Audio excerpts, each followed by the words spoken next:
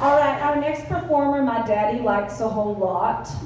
It's Mr. George Carlin.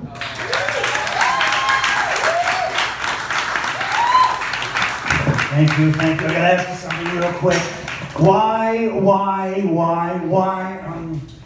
is it the people that are so against abortion, the type of people you don't want to fuck in the first place? Oh, I tell you, these conservatives are something, aren't they? They really favor the unborn, don't they?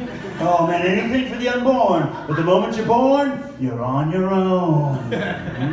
These conservatives, pro-life conservatives, are obsessed with the fetus from conception to 9 months. After that, whoa man. They don't want to know anything about you. They don't want to hear from you, no nothing. No neonatal care, no daycare, no Head Start, no school lunch, no food stamps, no welfare, no nothing. If you're preborn, you're fine. If you're preschool, you're fucked. I tell you, pro-life, these guys, pro-life, they're not pro-life. They're not pro-life. They're out there killing doctors. What the hell is pro-life about that, huh? Oh, we'll do anything to save a fetus, but if it grows up to be a doctor, we just might have to kill it. Pro-life. You know what they are? They're not pro-life. They're anti-woman. That's right. They're anti-woman. They don't like them. They don't like women. Conservatives think that a woman's sole function is to be a broodmare for the state. Yeah, they love it. Boy, they don't give a shit about you until you reach military age. You ever notice that? Yeah, conservatives want live babies so they can raise them to be dead soldiers. Oh God, you know, these pro-life people, you know, you'll never see one of these white anti-abortion women volunteering to get a black fetus implanted in her uterus now, will you? No, of course not, yeah. And you won't see them adopting crack babies, no, you won't see that, no. And you know what else you won't see them doing is dousing themselves in kerosene and lighting themselves on fire. No. Morally convicted religious people in South Vietnam, they know how to put on a goddamn demonstration. They know how to put on a fucking protest. Light yourself on fire. Well, I tell you, let's see a little smoke, you moral crusaders. Look at that fire in your belly. Oh. Here's another question I have for you. How come when it's us, it's an abortion, but when it's a chicken, it's an omelet? Huh? Words. Abortion, omelet, words. Man, I love words. I gotta tell you, I love words. I thank you for listening to my words. I mean, words are something, let me tell you something I think is important about words. Words are all we have. Well, we have thoughts too, you know, but thoughts are fluid, man. Like, you have a thought, and,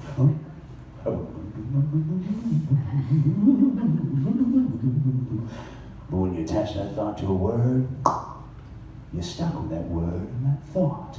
So be careful with words. You know, and I think the same words we use to hurt people, we can use to heal. We just got to be careful about how we pick them. But there are some folks who they don't like all the words. And they would rather you not say some of the words. You know, there are 400,000 words in the English language, and there are 7 of them you can't say on television. What a ratio! 399,993 to 7. Well, they must be bad words. I mean, they must be outrageous to be separated from a group that large. All right, over here, you 7 bad words. You know, that's what they told us. Those are bad words. Yeah, there's bad thoughts, bad intentions, and words, right? I mean, you know the 7, don't you? You can't say on television. Shit, piss, fuck, cocksucker, motherfucker, and tits. And those are the heavy words. Those are the ones that'll infect your soul. They'll curve your spine and keep America from winning the war. Shit, piss, fuck, cocksucker, motherfucker, and tits. And tits doesn't even belong on that list.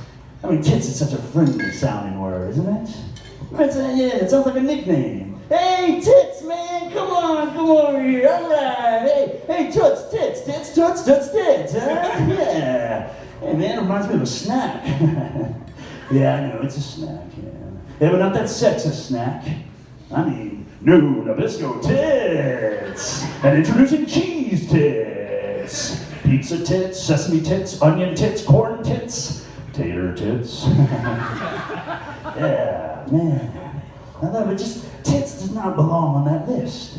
I mean, actually, none of those words belong on that list. But you can understand how some of them got there. I mean, I'm not completely insensitive to people's feelings.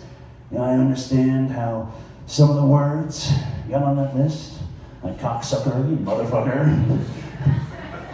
I mean, those are heavy words, man. Woo. There's a lot going on. I mean, besides the emotional content and the literal translation of the words, there's a lot of syllables in those motherfuckers. You know, those K sounds, man, those K sounds get you. They're aggressive, aren't they? Yeah, it's like they jump out at you. Yeah, man, it's like an assault on you. Man, we talked about shit earlier. We all know about shit. And then two of the other 4 Anglo-Saxon words on that list are piss and cunt. Piss and cunt, yeah. You know, and those words got on the list because a long time ago, certain ladies said, those 2 are out. I'll say fucking shit, but PNC, no way. You know, which led to some stupid sentences like, all right, you fuckers, I'm gonna go tinkle now. Yeah. And then, of course, there's fuck. I think that's a very important word because it's the beginning of all life, and we use it to hurt one another quite often. Man. You know, someone much smarter than me said, I would rather my son watch a movie that had 2 people making love than trying to kill each other. I love it. I agree. I dig it, man. I agree with the sentiment. I wish I knew who said it. I'd like to take it a step further, and I'd like to substitute the word fuck for the word kill in all those old movie cliches we grew up with, right? And it's like, all right, sheriff, we're gonna fuck you now.